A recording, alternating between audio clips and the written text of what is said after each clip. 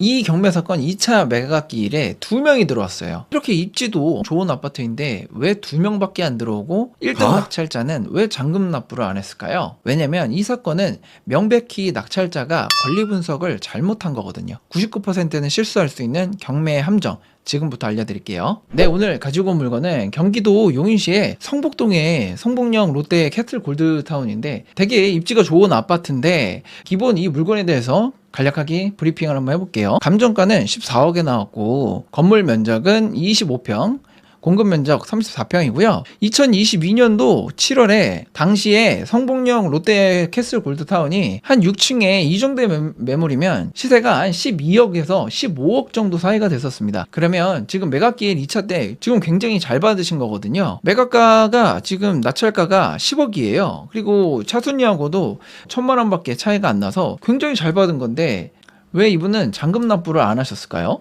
그리고 이제 이게 쭉쭉쭉 이제 3차, 4차, 5차, 6차까지 계속 유찰되다가 7차 때 3억 3,600만 원에 아주 저렴하게 낙찰을 받았습니다. 와, 우리 아파트가 12억 물건이 3억 4천만 원 이렇게까지 낙찰을 받을 수 있는 경매가 이렇게 좋은 건가요? 그건 아니고요. 이 물건 자체에 권리 분석에 문제, 함정이 있었는데 사실 많은 분들이 헷갈릴 수 있는 부분이거든요. 사실 이 물건 말고도 이 함정 때문에 미납 사례가 굉장히 많습니다. 그래서 사실 이 물건 같은 경우에도 10억에 낙찰받은 이 낙찰자분 같은 경우에 원래대로라면 사실은 미납을 할 수도 있는 물건이었어요. 그런데 낙찰자분께서 매각 불허가를 잘 받아내셨죠. 그래서 이분은 입찰 보증금을 날리시지는 않았는데 여러분들도 오늘 영상 꼭 보셨다가 나중에 권리 분석에 하실 때 이러한 케이스, 이러한 포인트가 있다고 하면 입찰을 들어가시면 안 돼요. 시세가 12억 되는 아파트가 낙찰가가 3억 4천만 원에 낙찰이 됐는데 이 물건은 권리 분석상 무엇이 문제였는지 제가 오늘 파헤쳐 보겠습니다. 권리 분석을 한번 해보겠습니다. 보시면 임차인 윤땡땡 이분께서 전입일자가 2020년도 2월 7일이시고 확정일자는 그보다 앞선 2020년도 1월 14일 날 확정일자까지 받아 놓으셨네요. 그러면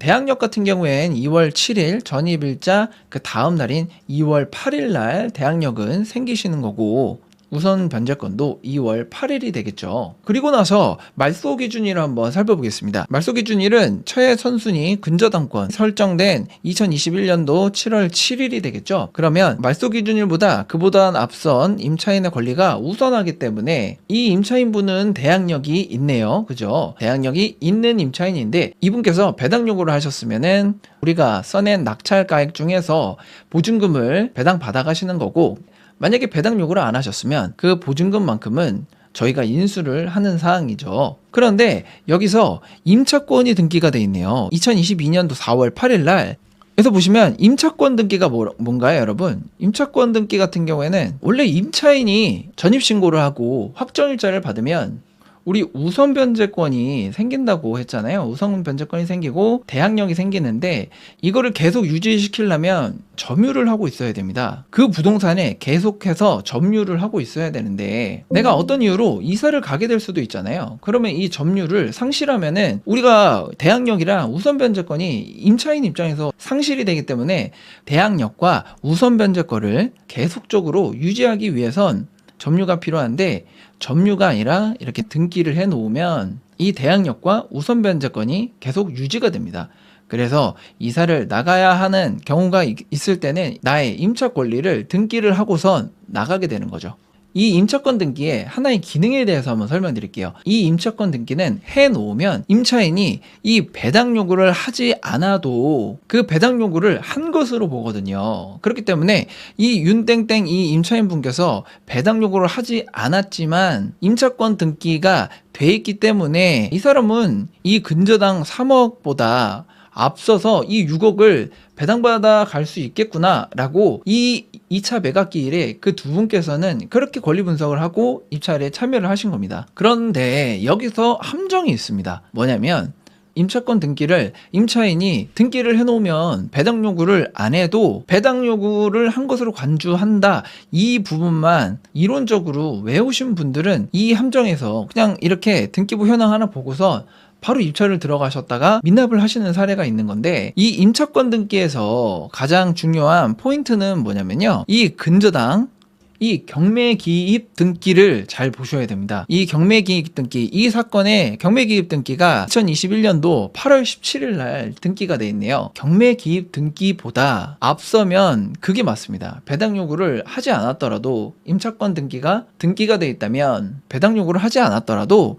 이 사건의 임차인 윤땡땡 씨가 배당 요구를 안 했더라도 보증금 전액을 다 배당 받아가시고 이 경매 물건은 권리분석상 아무런 문제가 없었던 물건입니다. 그런데 이 경매기입 등기 이후에 임차권 등기가 경료가 되었다면 그때는 임차인이 직접 배당 요구를 해야지 배당을 받아가실 수 있어요. 그렇다고 한다면 방금 2차에서 10억 원의 낙찰을 받은 그 낙찰자분 있으시잖아요. 그러면 10억의 낙찰을 받았는데 앞에 있는 선순위들 1억 7천만 원, 뭐 1억 3천만 원 요 정도 선순위가 다 배당 받고 나서도 임차인의 보증금은 배당이 되지 않습니다. 그렇기 때문에 이 10억을 썼다고 한들 10억 플러스 이 6억 원을 자신이 인수하게 되고 결국에는 16억에 이 아파트를 매수한 격이 됩니다. 그래서 여러분 이제 공부를 하실 때 명확하게 알아두셔야 돼요. 이 권리 분석을 하나 실수를 하게 되면은 이렇게 막대한 손해가 날 수가 있거든요. 그래서 임차권 등기 여러분 기억하실 때 우리 임차권 등기 하면 딱 하나만 기억해 두세요. 이 경매기입 등기 이전에 등기가 되었나 아니면 이후에 등기가 되었나 이 부분이 굉장히 중요합니다. 그래서 결국은 7차에서 3억 4천만 원을 쓴 이분께서 낙찰을 받으셨는데 결국엔 3억 4천만 원에 매수를 하신 게 아니라